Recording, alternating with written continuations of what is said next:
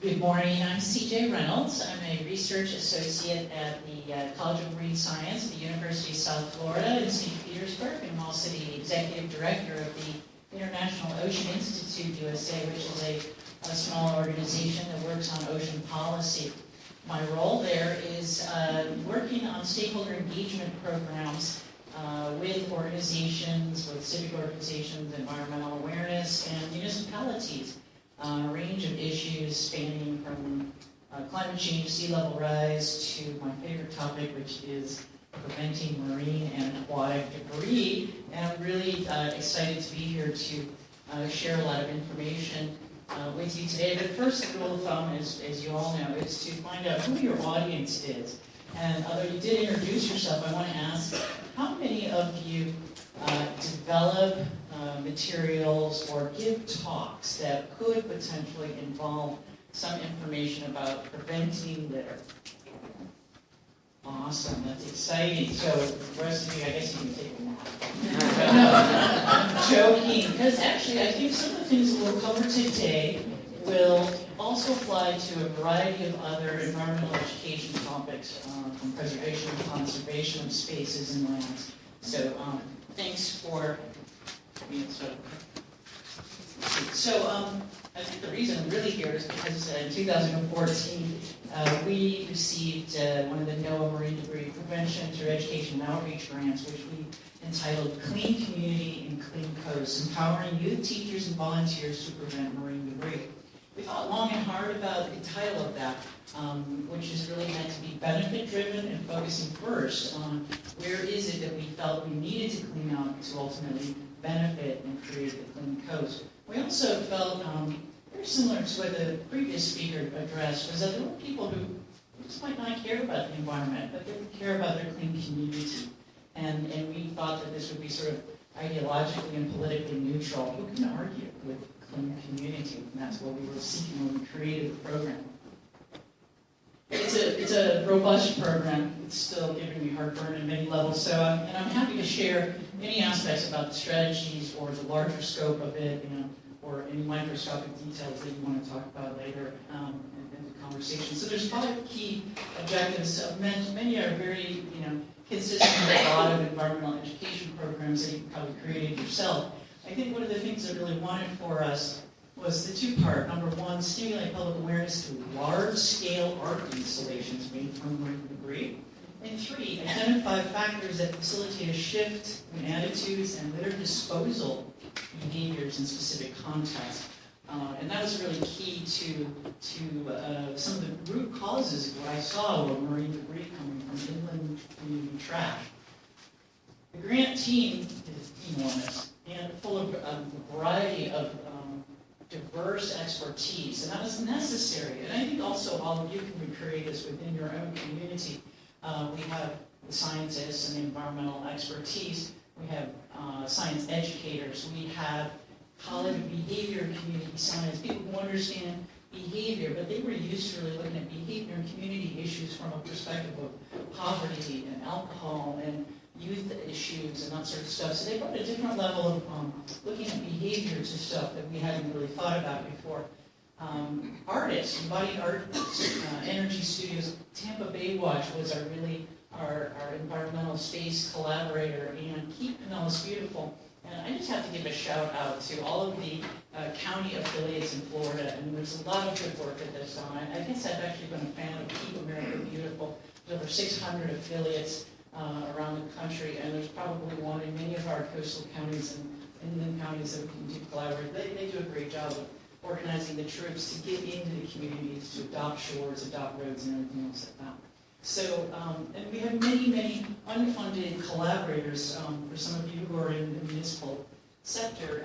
Parks and Recreation, Engineering, Stormwater, very, very big supporters who actually didn't want funding because they didn't want to have to deal with all the paperwork. They wanted to work with us on the outreach because it dovetailed with municipal stormwater requirements regarding outreach, and they wanted to know what worked and how they can improve their own stuff. So the first part was to kick off the project, and our key challenge was how to make litter interesting. It's such an old topic, it's all boring, it's preaching, so how do we make our that are interesting. And the artists were the ones who really had the big idea, of course. They had proposed to create a very large sculpture, which is called Current Collections. It's 38 by 40 feet. You can stand underneath it. You get a sense of the scale. So these steel beams are swirling as a water vortex, and it's wrapped with plastic parts and recycled and reclaimed plastic bags from various cleanup activities in the community, which then, through the engagement, which is STEAM, meaning it's the STEM plus art is that new mashup of words there, STEAM-powered community engagement, not really STEAM, where they coordinated workshops with the Dali Museum, Museum of Fine Arts, the public libraries, where they basically just got the space. The museums were so excited to do this, but we had art-making activities where basically kids would cut out plastic parts, and then they would bring it over, and then the adults would sort of heat press it, and then these parts were then later heat pressed and transferred onto larger panels and the chicken wire and basically wrapped around the sculpture. So the kids were very excited about it, and there was probably several thousand of them over the communities that would come through this. So it was a way of hands-on art making, plus the artists were all, sort of learn how to talk about marine debris and all the key messages that went along with that.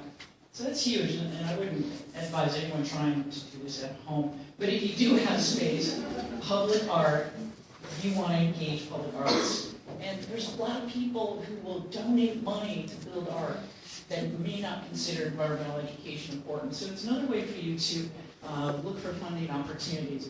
I couldn't believe, it just opened the door. We were all just astonished. We're like, hey, we need one of these every year. And we're like, oh my God, no. Permitting and licensing and safety and security and FAA regulations. There's an airport near there. So just be, you're going to think about that. I'll give you the shit, the checklist of things to look out.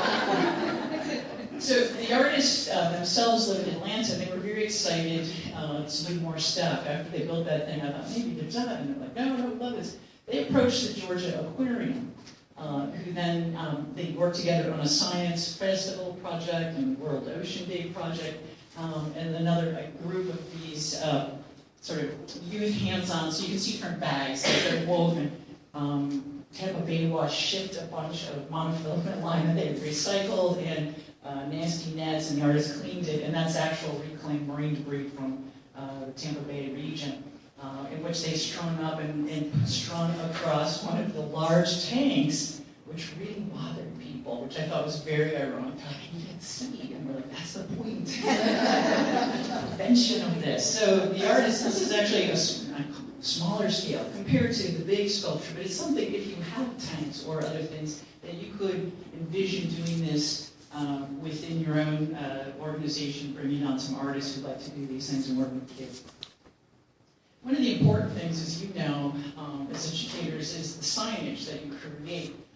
Particularly with art, it can't just stand by itself. Some people say it should, and actually it does. But when you're trying to convey environmental information with it, it's important to it. So we had 3 signs that were explained it, the grant, and what it was doing, and all the sponsors, the usual sort of stuff. When I went to Atlanta, when it was featured in Centennial Park for a month, the Chattahoochee River Keepers up there were another sort of unfunded volunteer group that just were like, we love this, we want to be a part of it. And we had talked a lot about, the problem with storm drains and trash traveling, and this was really the prevention side, which I'll get to in a little bit. They were so excited about that, they created a new poster, which was new for them in terms of how they were communicating and visualizing this to their audiences. And it was great for us and our project as well. And so really a simple simple poster size. It's about 24 by 24, which informs people how storm drains, basically flow into waterways. And most people, I'm going to just say, even 5 years ago, never knew it really, those things go somewhere and people clean up. Like little dwarves or special elves or magic. Again, the magic cleans out the storm drains if there's trash in it. I didn't really connect it until I moved to Tampa and saw, wow, the stuff on that street comes into my pond. How does that happen? So the knowledge, but most people just don't understand how civil engineering works and municipal stormwater treatments work. You explain it to them, and they go, really? They catch it? Does it make it clean somewhere? Don't they send guides to do that? So it's important to explain the process to prevent it, your personal role, and the consequences. So when I meet lots of people who don't care about the environment, I say, you know, it costs a lot of money for us, for our taxpayer dollars, to send a municipal crew to go clean up that bin. Wouldn't you like to prevent that and use that for something else? So I see a question in the back. Yes? I was just going to say, I just moved back here from Atlanta after being there for 10 years with National Wildlife Federation, and I did a lot of work with the Riverkeeper group, and you know, there's so many opportunities here in Southwest Florida with all the kayakers that can do the trails, and that kind of thing. And it's just a matter of getting together volunteers and going out. I mean, I've been out on some of those trash collecting battles, and we do sections at a time, maybe like two miles, something like that. But we collect tons of trash. I mean, you go back, you know, 6 months later, and there are 50 new tires that you didn't find, you know, the last time, things like that. So it's a very easy thing to do. It's just a matter of organizing what you're to do. Right. So the comment was essentially that these volunteer groups and many of us in the room are it's necessary to keep our volunteers excited about doing this because the trash is never ending when you're talking about community trash. Thanks for that comment. So now we get to the part of the grant which is pretty complicated, and it's changing littering behavior. So our question was like, is it really possible to change anybody's behavior? Get anyone to change anything? You think about diets or running or anything you want to do. But so I saw these two cartoons. I thought they were hilarious. Some dogs picking up after people. Might be easier to train the dogs. So the first and most important thing that we want to understand, and you've probably heard this before, but I think it bears focusing on in terms of debris and litter prevention issues, is that litter is a complicated series of behaviors and decisions that exist within the sites and activities and events. It's not just like this sort of amorphous thing of littering. It's very specific to groups of people, site and social context. And so we start with the idea of social norms that are beliefs which are held by people, groups, teams, types of different audiences that influence the perceptions and behaviors of any given context. And the perception of what other people are doing does influence people to behave similarly. And the awareness of consequences also does influence behavior. And I wanted to mention briefly that a site itself has its own sort of social norm. Okay, let's think about a library. Social norm in there. If I go running in there and go, blah, blah, blah, blah, no. A church, all right? Different contexts of, let's see, a bar, completely different social norms going on, right? Counting a bar. The aspect of understanding how a site, how your site, or sites. So what is the perception of the person? The other thing is that people drag their culture and their social norms with them wherever they go. So there's a confluence of things going on you have to factor out. There's the nature center down in Key Biscayne. I can't think of her name, Marjorie Stoneman. Yeah, it's a great place. They bring in like 200 kids from Miami-Dade every day for nature trips and school visits. And the kids are coming from the city, and they don't necessarily get to the water. So the whole expectation of experience, teaching them how to behave and how to engage the space is all a key part of it. So, okay.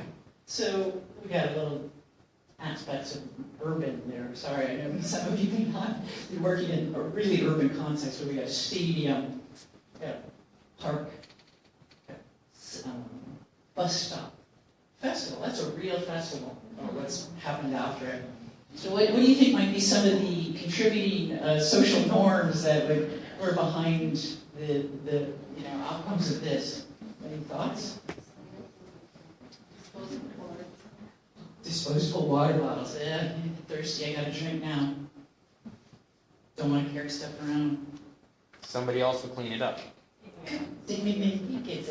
So some of the beliefs at social events, particularly large public gatherings, so if you have them, you know what to expect, right? It's a party! I'm not working, I'm on duty, my mind is elsewhere, I am not being responsible. Or it's someone else's job to clean it up. I've actually heard this over and over again, from movie theaters to conference events to all kinds of things. I don't want to take that person's job. That's why they're hired, to clean up after me. Yeah, so I've actually heard that as a labor issue. I was like, oh. Everyone else is doing it, like peer pressure, right? If I can't, I shouldn't pick up because they're all trashy. What I call selective blindness. Trash? What trash? I don't see no stinking trash here. This also is a reflection of where you grew up or what you're used to in your own neighborhood and home and cultural environment. So I lived in some pretty tough neighborhoods in Chicago, and yeah, I don't see no trash. And then now you come down and you're like, oh, look at that dirt in my street. You know, neighbors are there with tweezers picking things up. So there's a consciousness. It's where you come from. So I learned how to be like them, and now I hang around the people who live. In these larger social events, alcohol often plays a factor. Well, that's no surprise. But most of your places, the alcohol is probably not allowed. Is it still being consumed? That could be a factor. So I would say, even if it's not allowed, take it into consideration that it is a factor to someone. I know, I go to the beach, I see it. I'm always like, I think the cops are looking, see it too. So, I'm going to just take a minute to go around the room and ask some of you guys to volunteer. What sort of littering behaviors have you seen in your sites? And what do you think were the sort of social norms, or what was going on in their head at the time, if you have that telepathic power, you want to know? Some of our 5Ks through a preserve, we've had folks pick up a water bottle from the water bottle station and then walk, run 3 feet and just into the mangroves. And, the trash can is right there, but don't have the time. I'm on the clock. So special event with runners. They're into healthy, they're busy. So the social norm is I'm busy, and someone else is going to pick up after me. Because when I run in other places in urban events, people will sweep up after me. So that's a great point. Thanks for that. Any other items? Smokers on beaches. Oh, smokers on beaches. Why do we litter? Well, those butts are biodegradable, It looks like paper. I think it is. So I'll just stick it out here. Butts are a big issue. What's your idea? So I've experienced cleaning up parks lately, and I find alcohol bottles, beer bottles left over. That's the party. Okay. Beer bottles, alcohol left over, yes. So people just can't see the bottles after they've consumed a few, I suspect. Any other? In those parks and secluded areas, that's also where the homeless may congregate with their alcohols and bottles and bags. And just leave it because they have no choice. Right. So access to bins is also a big issue. I'm going to talk about that because facility design is a key contributor or detractor or barrier to littering behaviors. One last one. Magic Kingdom, believe it or not, people still throw trash on the ground, even though they think those cute little custodial people are going to come behind them. So we actually put an entertainer with a safari hat on, walking around and having little kids come around behind her, and somebody, oh, I think you dropped something, and they got the kids, which shamed the parents, So there's a lot of commonality to this, and if this is one thing you take away from this is that there's a lot of social norms where we perceive that other people will take care of stuff. So if we could all, wherever we are, in whatever work and jobs and outreach and consumer component we do, just start to, this starts with the kids, but it starts with every single environment. So as you know, frequency of advertising message, it says that that's what it's going to take to succeed. So if all of us get on the same bandwagon, consistent and positive, then I think we can start to change some. I believe that, but I think there's rainbows and unicorns too. So I wanted to share some insights from the youth focus groups that we've done now, 7 of them with middle school students in after-school programs, summer camps, and in-school class time, which were facilitated by our behavior people. So we gave them the background on the environmental component. We gave them just some generic littering thing. We didn't want to bias our behavior researchers because, no, you should say it this way, and then it comes out wrong. So what we really found was, among some of the sort of standard perceptions you would expect kids to have about littering, is that the biggest challenges that we people have as environmental educators is the adults that they circulate with and the site conditions really influence their perceptions, like superstars there, of what is acceptable. So the notion, and this was at the litter at the school and the grounds, if they see that if there's any dirt or stuff, the litter begets litter. It's just like, okay, that's acceptable. Teachers litter, they ranted. They went on and on. Oh, she's a slob. Oh, he brings this stuff. I see him eating in his car and he throws the paper on the ground. So the notion, if you want to reach kids, you have to go to the school and get the entire school on board, and all the faculty and the groundskeeper. Oh, we walk down the hall, and then, obviously, they do the trash ball, and it doesn't get in there, but the principal doesn't reprimand them. They don't say, pick it up. So there isn't the conscious culture to say, keep it clean, folks. It's a part of our good citizens here and strong students. Bin issues, that was just hilarious. The kids are so funny when they talk about that. It's just stupid. Just put it in stupid places. I have to go all the way across this room, right? So location placement it's about convenience. We grow up and we get more and more convenience driven. So the location of bins in cafeterias or in the hallways, or you're trying to get them to go places, or there's not enough at special events. So going to a football game or going to a concert or something that's there, and there's like 2 bins, and they don't normally need all those bins because it's only once a week. So how to manage the trash during the special event? Or whatever, and then it's just dirty, it's just gross, and I'm like, I won't touch it, I won't throw it away. So the gross factor, the convenience factor, and the exposure are real big, and there was a lot of that sort of, well, if they did this, then we'd care more. And, I don't know how much that is true, but I think as adults and people who work with sites, we have that kind of responsibility to do that. Other insights on sort of more of the general information, they were aware that most littering was harmful to the environment and the animals, but not sure how it got there. And again, these were like 11, 12-year-olds in Pinellas County. They're not that far from the water. None of them are far from the water. So it's like, how does it get there? So this was, again, we asked questions without probing or putting any kind of back information about environmental education in mind. We're just trying to get they're all very, very visually oriented. I think we are as humans. We wanted photos, they wanted posters, they wanted videos, but we got a lot of feedback that they just get so depressed when they see like the animals and they're so sad and it's terrible. So if you show them sad and terrible, you have to give them positive and action. So you can change this, you can stop this.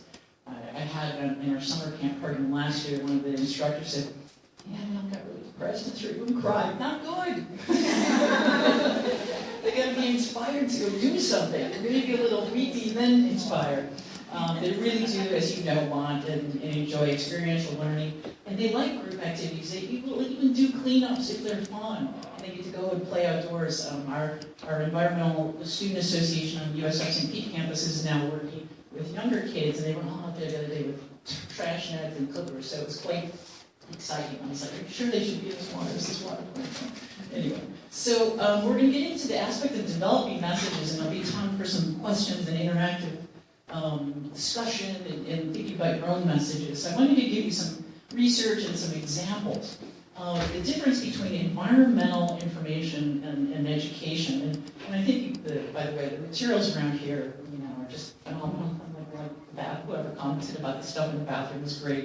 And I know many of you knew all this, and it was also reflected with the advertisement, as you saw on the campaign for the wellness. So the first one with this hotel science study was a group of basically marketing persuasion specialists who really wanted to do a study to see how many people actually did reuse their towel, and they had a count going for using a sort of standard pro-environmental message. Here, we save millions of water, blah, blah, blah. Then they switched it out, and they had 2 different messages. One that basically told people that people who stay here use their towel more than once, and et cetera, et cetera. And then the next level was in this room. And this people who have stayed in this very room have recycled or reused their towels. And you see, that's just not even rational. But the general one was a 26% increase over the environmental one. And they're counting this by actual reuse of towels. And then the 33% was for that exact room. And they fully admit that there's no reason that should be a good thing, that people would want to follow the people who were there before them. But so the notion is for us, The people who have stood on this spot before and in this pavilion and at the shore have picked up their stuff and hauled it home, and thanks for doing it too. So the kind of way to provide aspirational role model and define a social norm for this space. I'm sure you can think of many, many ways to do it. I'm still bad about it. Speaking of studies, Keep America Beautiful really has a great trove of various litter observations and behavior projects, which are also linked to facilities and bins, so you can check that out on their website. My favorite one, which was influential, was the study of hikers in a national park in Tasmania, again, where the social researchers tested this persuasion and applied behavior theories to say, hi, help us keep the trail clean, please pick up other people's litter. So the notion of, not just like, you're good, you haul it out, but gosh, can you help us do more? And the picking up litter theory, that it actually resulted in an increased litter pickup. So that's really a step up, right? So it's not only we're asking to just not litter, we're asking you to go get other people's trash. So I think that's a really good one, and I'm sure when we share this, you can get linked to that and ask your favorite university person if they will give you the free copy. I would be happy to do that. So one of the big things, and what's also interesting with the kids, is that a lot of the research will tell you that most littering is accidental or inadvertent, not intentional. There's a small percentage of intentional litterers. And people are typically, it's either going to be a convenience issue, or they're careless, or not observant, sort of like, oh, I didn't realize I missed that thing. We can't assume that can't assume the negatives, that they're lazy or stupid. The kids were phenomenally judgmental. It was hilarious. We said, why do you think people might litter? Because they're lazy. And they're all just full of vehemence and judgment about why people do this. And we would say, then later, because that's a problem. Because if we want them to have peer-to-peer communications about other people littering, it can't be all harsh and judgmental. They have to find positive ways to reach their peers instead of saying, you pig. So that was part of our exploration for where do they come at it from an emotional judgment perspective. So in all these aspects, your talks, your handouts, your signs, your sanitation plan for your spaces and facilities need to work together to encourage your visitors to behave in specific ways. Influencing behavior. So between the verbal and written messages, we really need to be specific to the action required. Do you want them to haul it in and haul it out? Do you want them to drink fast now and dump it here before you go on? What is it specifically that you need, or your space feels like it needs to reduce or prevent or change? It also needs to be positive. And this is a tricky thing because most of our stuff says, don't litter, don't do that. So try to find a way to be creative and give them the instruction to say, hey, there's the bin, dump it in. You got to really step back. And this was a tough one when we were asking kids to imagine how to give somebody positive tips. And we're like, oh, please? If you say please, that just doesn't mean it's that positive. It's nice, it's polite, but please doesn't make it positive. So, and again, in your messaging, you want to define the ideal social norm you want them to embody when they're in your space or in their home. Appealing to personal pride is, hey, so I said science fest. I know you don't litter, but when you see your neighborhood, you can help your neighbors understand the importance of, so it's like, hey, I want you to go talk about preventing litter in your area. So people are thinking about, I was there 10 years ago. So that aspect of instilling and feelings of pride and being a good role model. And humor can work. When I was back I had like 20,000 years of social marketing experience, hardcore advertising, and also other things. And humor is a really tricky thing. It either fails badly or it's okay. It's kind of neutral. But if you really do take a sort of friendly persona, you have to know your audience, and you have to be able to write your humor to that audience level, to what's funny. Sometimes crazy skits work, depends on the audience and how much time you have to build up the joke or whatever it is you're trying to do with them. So just caution, the use of graphics can be quite helpful in that regard. As you saw from our focus groups and Keep America Beautiful's information, as well as some of the other behavior studies, really show that facilities have a great influence on behavior. So the signage in the right location is going to be instrumental in setting the expectation for your behavior. So where are people and what is it that you want them to do right now? Don't put the sign at the end of the trail if you need them to do something before.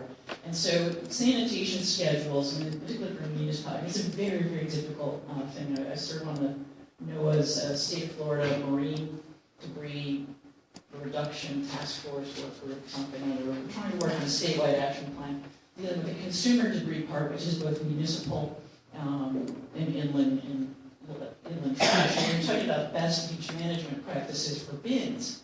And a lot of people don't like to, a lot of places don't like to use lids because they become some sort of environmental issue themselves. You've got wildlife, you've got lid issues, you've got trash issues, so it's a big balancing factor.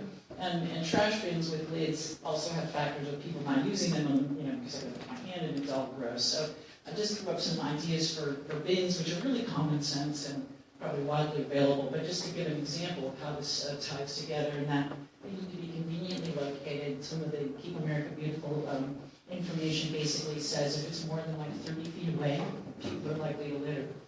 That's an urban environment. Now that's not a trail environment, but just to get a sense of thinking about your spaces. Smartly located. Fort DeSoto, awesome.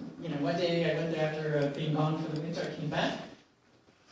Well, the bins are out by the parking. The bins used to be on the shore. I was like, no, all right. Because, all right, well, maybe you have to pack it in and pack it out. I didn't have to take it home. It was conveniently located next to my car. I just had to keep it secure when I was at the beach. And, it was smelly, and I was like, put it back in the cooler.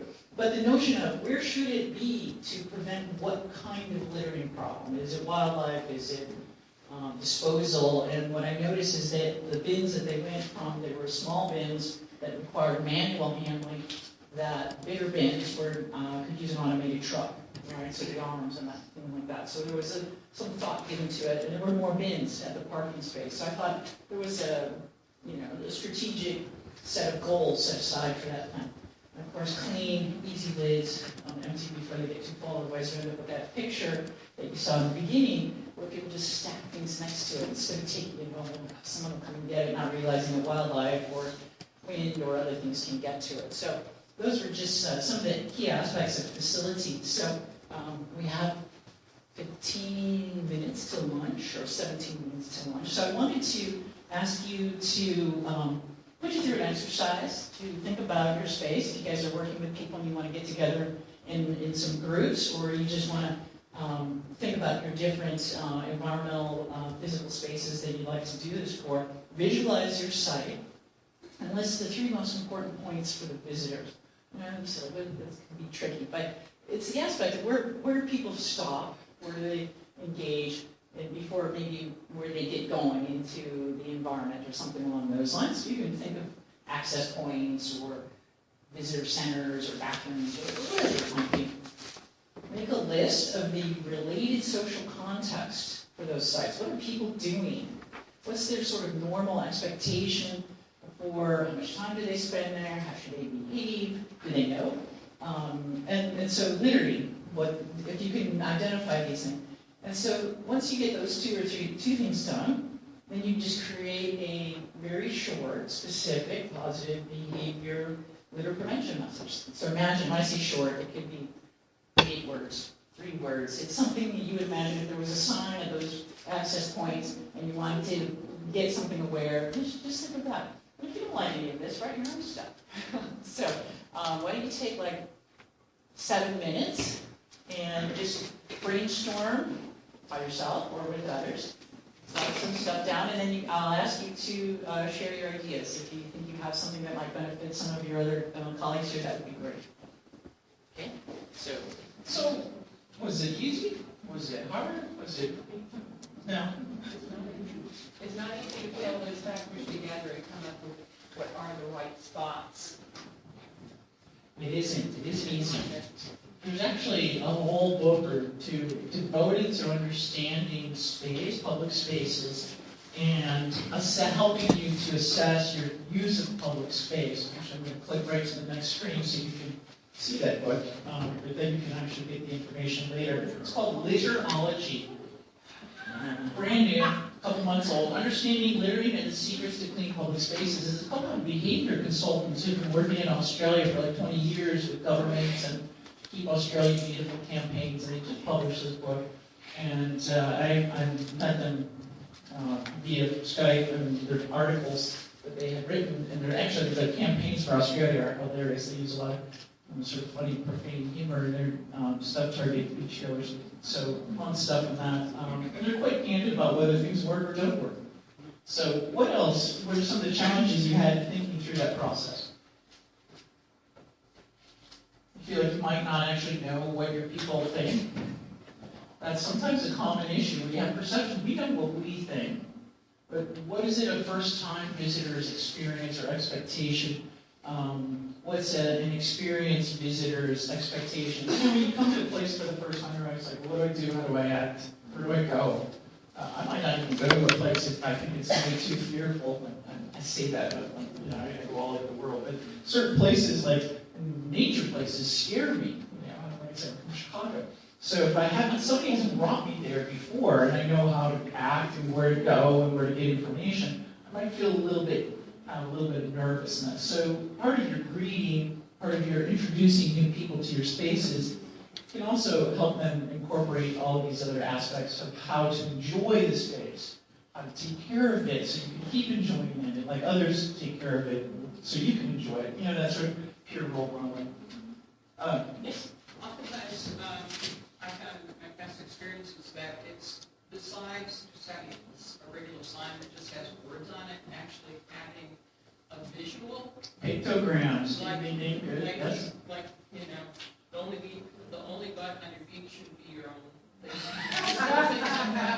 But, you know, and then have it near a place where they can discuss their cigarettes, because there are those kind of things for the beach. But, I mean, it just makes a huge difference because, you know, a lot of the tourists here are not, they don't speak or read English. You know? Right. So factoring in additional languages, visuals that can reinforce the message you want to get across. I find a lot of the littering ones are fairly generic. They'll be like, hey, equipment in the bin, you know, the humanoid character and that. So it's tricky. Not all visuals translate, but sometimes can help people in terms of things like that. So what other aspects of the space, if this was your place and you actually had to go and do this, what kind of team would you need to bring together to think through this process? Who would you want in there? The perpetrators. The perpetrators! Oh, my answer. Okay. So, yes? The maintenance crews or whoever you're going to be tasking with cleaning it up after they put it in the can, hopefully. Awesome answer. Maintenance crews. So people who've seen the experience, who know what goes on with those bins. We travel with St. Petersburg. I work with the stormwater, the guy who actually has to justify the money for massive catchment basins. And I said, well, how do you know what's going on out there? And he said, well, so-and-so is out there every day. And he tells me, I said, let's go meet so-and-so. So we had a meeting with Sam. I said, Sam, where do you get this? Well, I send people out to do the cleanups. And so we get closer and closer to the people who actually have to deal with the work. The people who are the groundspeople, who are just, in their cars driving around, they see the tourists. They see the visitors doing crazy stuff. If you're leading or facilitating or creating your program, you may not see the day-to-day kind of insanity. So if you are going to do a site assessment, ask your people what are the crazy things they see, give them a checklist, and then tell them to keep a note and then do something fun for them so that they come back with a list of, well, maybe we should move that in from here to here. The good one at the school project was that the kids couldn't take food after a certain point. And there was like a gate and some sort of barrier and this and that. But the trash bin was on the inside of the gate by the school door, but they couldn't bring that stuff in, so they were throwing crap on the outside by the gate. So that was one of nobody ever looked at that. It'd take more time, or, so you may have to work with people. So if you get, how it is, you get people's buy-in from the beginning. Oh, I didn't realize that the trash was piling up out there. Why is that? Wouldn't it be better instead of you picking that up all the time that we put the trash bin out there? Well, somebody will steal that trash bin. I've heard this thing. Somebody will steal this trash bin. Somebody will steal this lid. Well, is it better to bring the trash bin out every morning and leave it there before the kids come into school and then haul it back? Because they're only there once a day.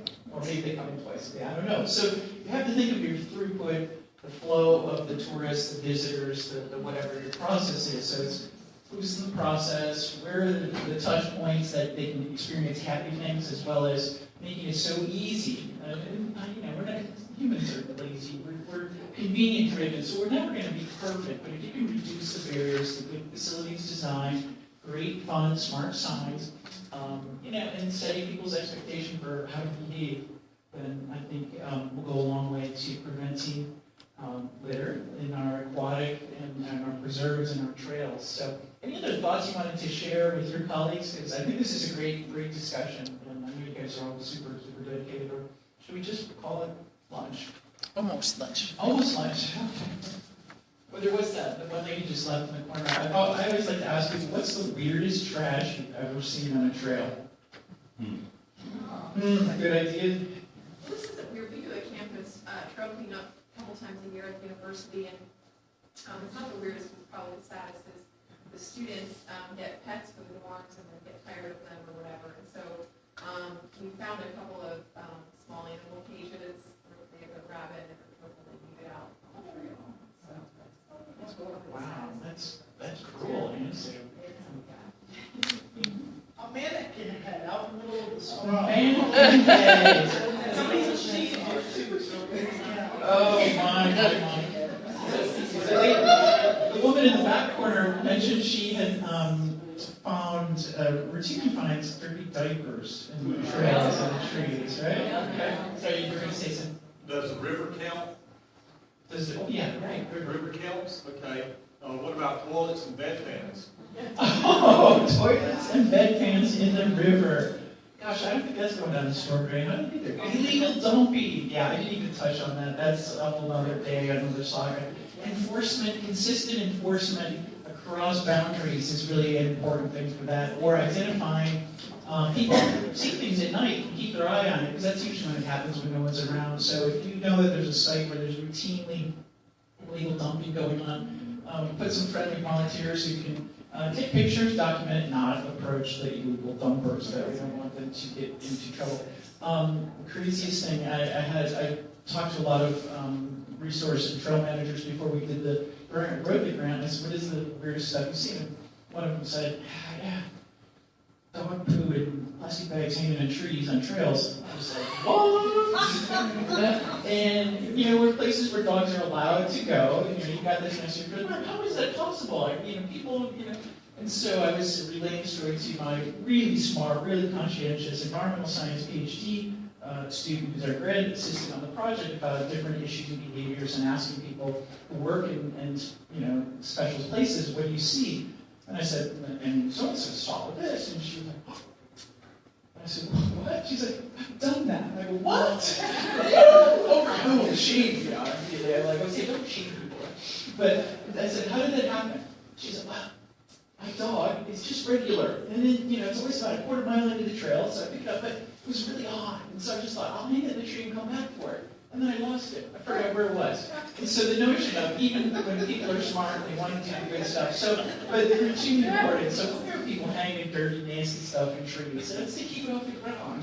So anyway, I'm sure you can find many fun stories to relate to other people what not to do. So thank you for your time and your attention, and I am very happy to talk to you about your strategies or any questions about trash and different collaborations. So thank you.